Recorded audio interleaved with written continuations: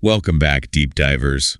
We're diving back into the world of Dune today. Oh, yeah. Always a good time. But this time, This time it's the future. we're looking ahead to Dune, Messiah the film. That is. Right. Our main source today is a comicbook.com article from December 31st, 2024, titled Everything We Know About Dune, Messiah, including who will return. So, like, casting and all that. Exactly. It's going to be good. Dune Part 2 is getting all sorts of awards buzz. Rightfully so. It was incredible. And it feels like a third film is pretty much guaranteed. Oh, for sure. But this deep dive, this is not just for casual moviegoers. No. We're going deep. We're going deep, using the book as well, Frank Herbert's novel, to figure out where this whole cinematic journey is heading. That's right. We're going to try to connect the dots. So get ready for some juicy plot details, possible casting news, Yeah. and even some hints from the director himself, Denis Villeneuve, about how the film Oh, I love when directors give us little hints. Yeah. Like behind-the-scenes stuff. about how it's going to differ from the book. Very cool. So it all starts with that title. Oh, yeah. Um, Yeah. Dune, Messiah. It sounds epic. Yeah. It's not just a cool sounding name. No, definitely not. It actually points to a huge It's a shift. shift in the story. A huge shift in the story, yeah. Because this is where Paul Atreides, Becomes the he fully transforms into the Kwisatz Haderach. Kwisatz Haderach, right? The prophesied all-powerful being. That the Bene Gesserit spent generations trying to create. Right. So now he's stepping into this role. It's a big role to fill. The God Emperor. That's going to be interesting to see. But as the article As highlights it always does. that kind of power, That comes with a price, right? it definitely comes with a price. Absolute power corrupts. Absolutely. And the article says it's not just yeah. Yeah. external enemies Right. that Paul has to worry about. And it's like internal too. He's got some serious internal struggles too. He's got the weight of the universe on his shoulders. Yeah, talk about pressure. So much pressure. The article even mentions that the book explores how How? absolute power, Even with good intentions, even when it's in the right hands, so to speak. you would think good intentions would be enough. You would think so. But it could be really corrupting. Yeah, it's scary to think about. And it kind of makes you think, like, Like how much can one person right, how much can one person handle before they lose themselves? lose themselves completely? Yeah, it's a theme that It feels relevant today. it feels super relevant to today's world for sure. For sure. Absolutely. So it sounds like we're kind of We're shifting gears a little bit moving away from this like hero's journey from the first two films. from the first two films. Right. Into something Something darker. more Start drifting downward. psychologically driven, right? Right. Before we get into all that. Before we get into all that, let's do a quick recap. Yeah, refresh our memories. Refresh our memories of where Part 2 left off. Right. No spoilers, of course. Of course. Of course. For those that haven't seen it yet. Got to protect those folks. By the end of the second film, Paul's defeated House Harkonnen. he's done it. He's victorious, And he's in control of Arrakis. which is a pretty big deal. A huge deal. The only source of spice in the whole galaxy. Which basically makes him, The most powerful person. the most powerful person in the It's galaxy. like, be careful what you wish for, right? Right. He got the power he wanted. He got the power. But now Now he's got consequences he never anticipated. And that's And that's where Dune, Messiah, picks up. 12 years later. The novel jumps ahead 12 years. A whole decade plus some. And it really digs into the Fallout. from Paul's actions. Right. Like, what happens next? What happens next? Yeah. The Fremen Jihad is raging across the galaxy. Paul's at the height of his power. But we see how that power has, Changed him.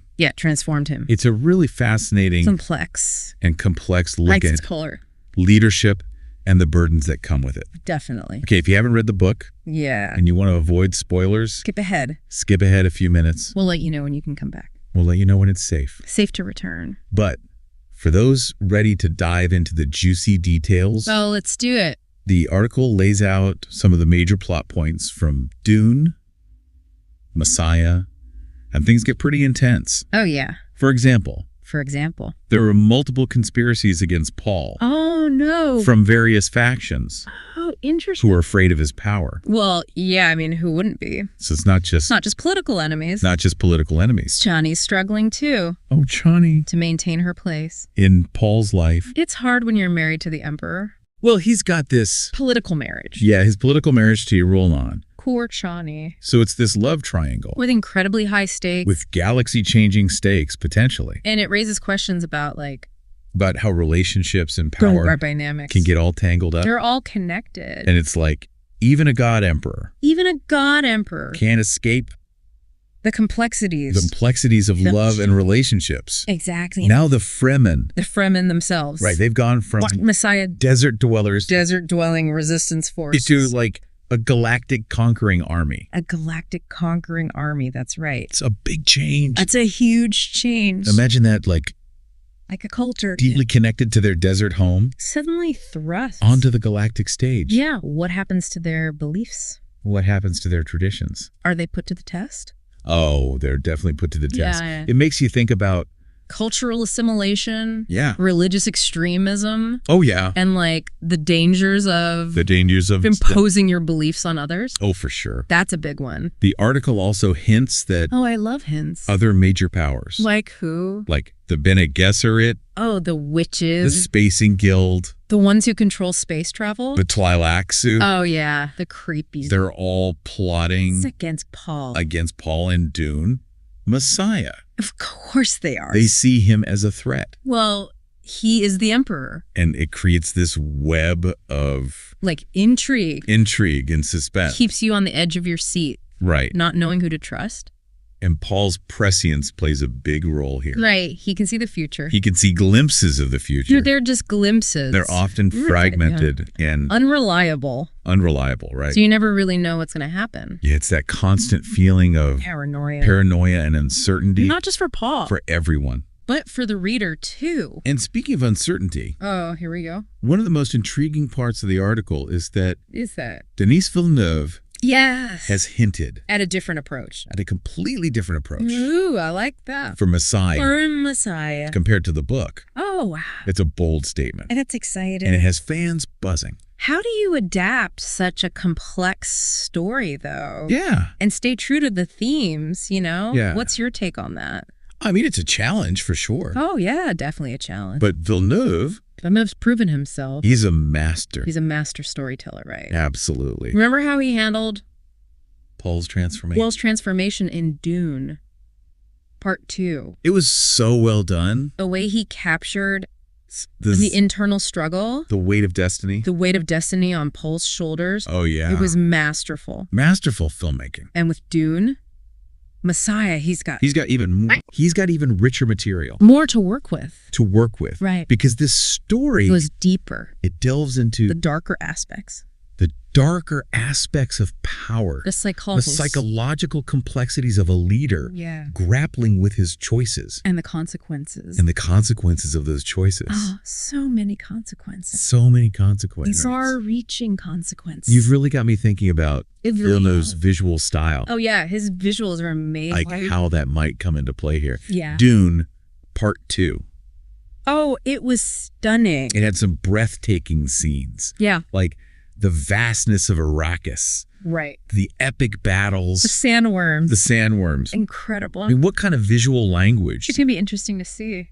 could he use Yeah. to capture this more Psychological perspective introspective. through Messiah? That's a great question. I mean, think about his previous work, like Oh, Arrival and Blade Runner 2049. He's so good at using like He's so skilled at using visual metaphors, visual metaphors and like lighting and color. subtle shifts in lighting and color Right. to It's convey complex emotions. these really complex emotions and Look, ideas. he's speaking a different language. I could see him using those same techniques in Messiah Oh, yeah. to portray Paul's Yeah. internal struggle, The paranoia, the paranoia isolation that comes with power. that comes with absolute power. It's going to be interesting to see if we see If we see those sweeping landscapes. sweeping desert landscapes again, But maybe they'll feel more more oppressive, oppressive, more claustrophobic. claustrophobic, Yeah. reflecting Paul's state of mind. Oh, I like that. So using the environment itself To mirror. to mirror his inner turmoil. Oh, that's really cool. That's a really cool idea. Yeah. It makes me think about About how he'll portray,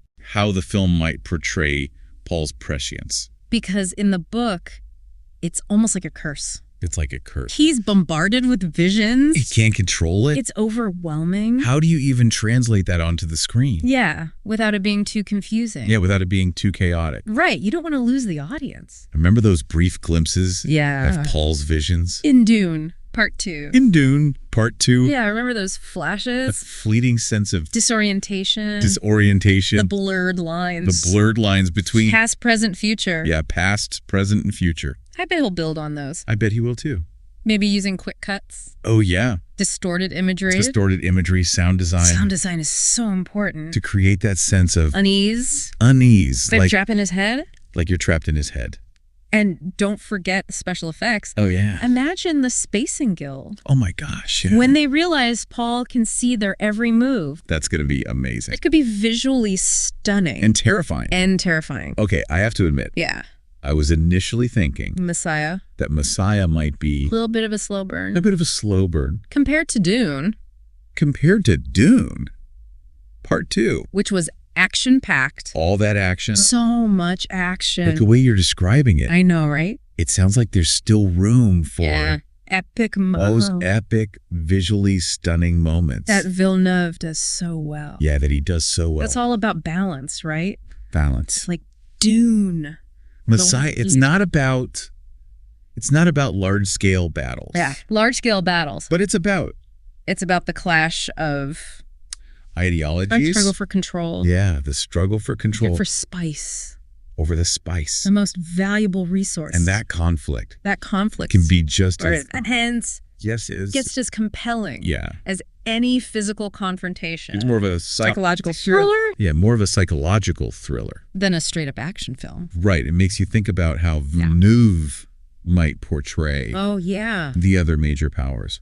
Like Bene Gesserit. The Bene Gesserit, the Ah. Tleilaxu. They're so enigmatic. They're so enigmatic, and manipulative. manipulative. Like how do you bring that to the screen? that sense of Mystery. mystery and intrigue. That's a good question. I could see him drawing inspiration from Like classic film noir. classic film noir, Yeah. using shadows. Shadows, low-key lighting. Yeah, to create this feeling of Paranoia. paranoia and distrust. Yeah. Like the Bene Gesserit. Oh, yeah. Whispering in the Like shadow. whispering, pulling strings behind the scenes. Oh, that would be so cool to see. That could be really cinematic. And then the Lilaxu Oh, yeah. with their gulas. Their gulas and their Genetic experiment. twisted genetic experiment. Oh, they're gonna be scary. They're ripe for some. Unsettling visuals. Unsettling visuals, for sure. Definitely. Okay, before Not I get too go, carried away. imagining Imagining it back to the source material. source material, to the article. Right.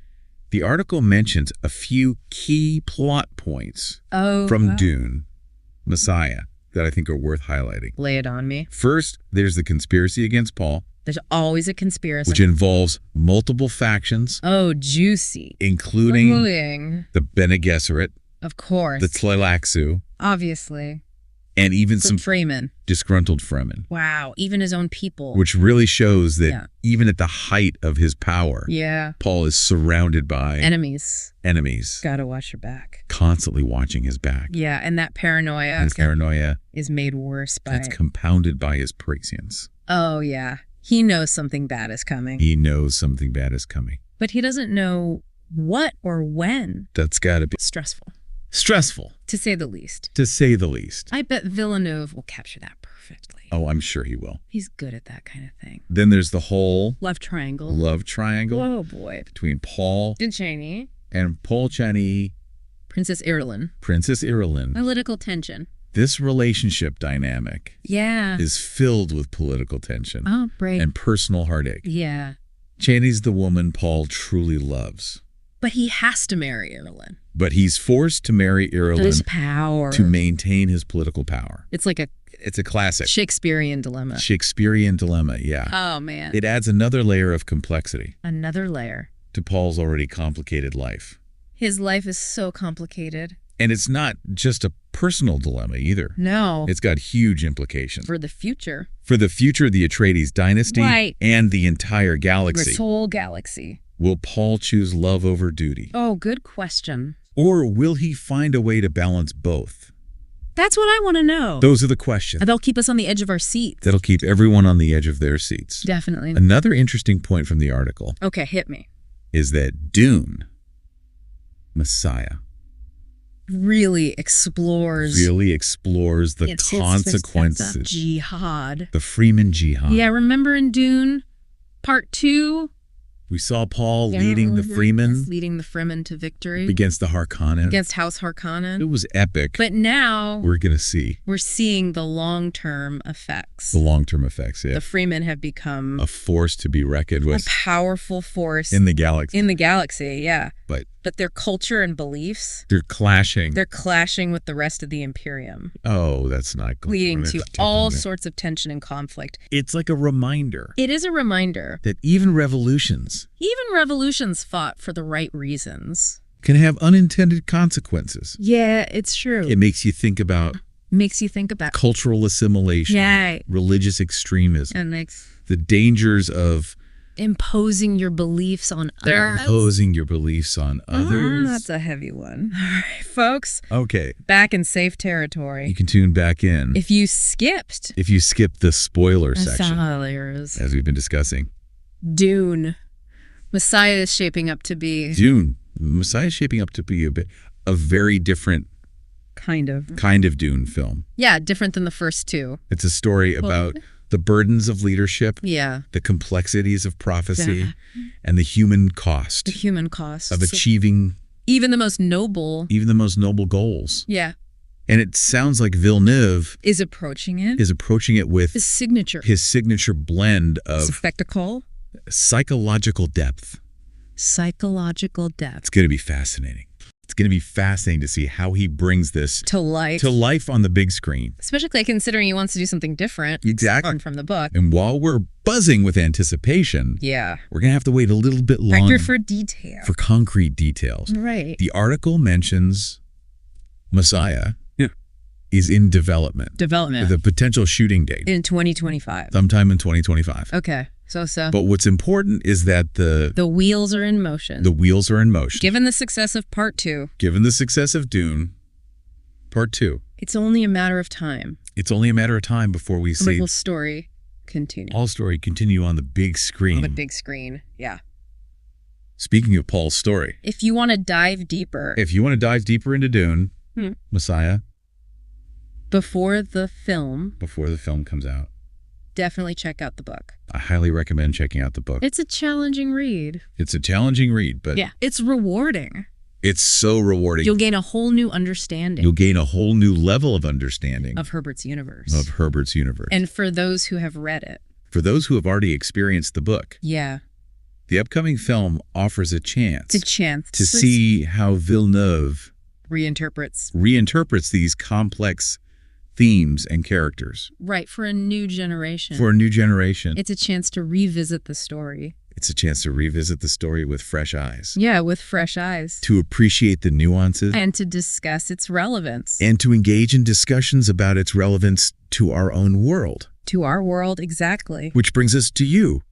Dear listener. Knowing what you know now. About the challenges.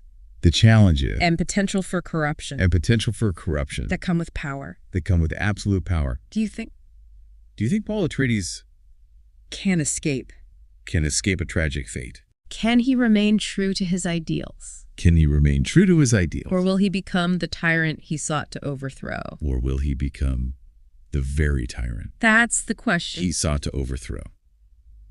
It's resonated with readers. It's a question that's resonated with readers for decades. And it's one that Villeneuve's adaptation is sure to grapple with in a profound, thought-provoking way. And that is the beauty of the Dune universe. It's constantly evolving. Challenging our assumptions. And sparking debate. Sparking endless debate and discussion. That's what we love about it. So keep those conversations going. Keep those conversations going. Keep exploring Arrakis. Keep exploring the depths of Arrakis. And stay tuned. For more exciting deep dives into the world of Dune. Into the ever-expanding world of Dune. Because there's always more to discover.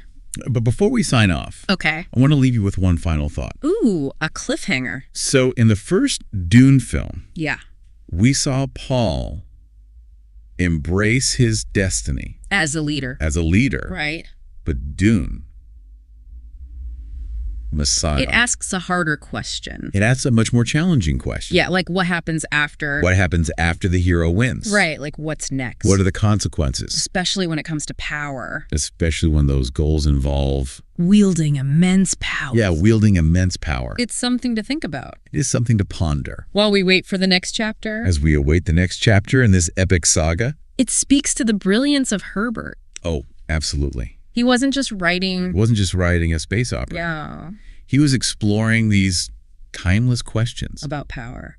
About power, destiny. The human condition. The human condition, yeah. And it's going to be interesting to see. It'll be interesting to see how... Villeneuve tackles those themes. How Villeneuve tackles those themes.